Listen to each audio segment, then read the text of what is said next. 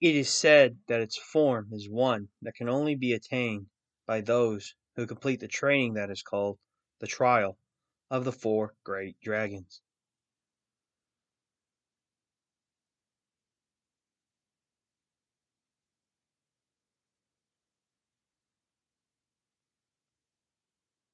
When trying to build ourselves up, we do our best to create the best version of ourselves.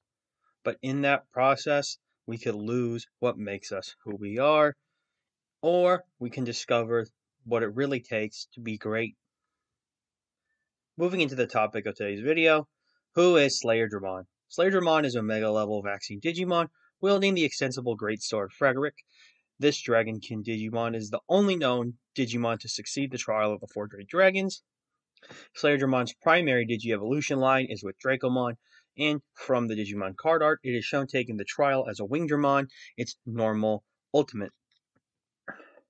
Design-wise, Slayerdramon is amazing as it invokes the strength and presents the peak of hard work as its chrome Digizoid armor displays the stories of protagonists reaching new heights of strength post-difficult training.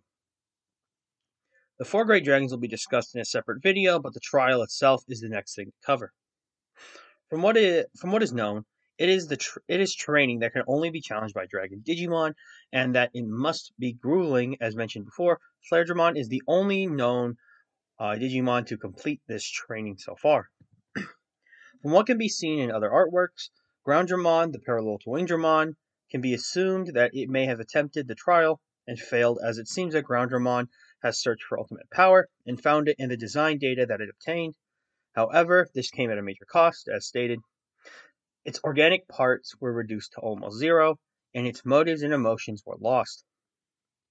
I believe after receiving this info, the trial of the four great dragons is designed to help Digimon find balance, as Slayerdramon's trial saw the loss of its wings and lessened its dragonic features. In exchange, it received Frederick and cladded itself in the chrome Digizoid armor it now has on its scales.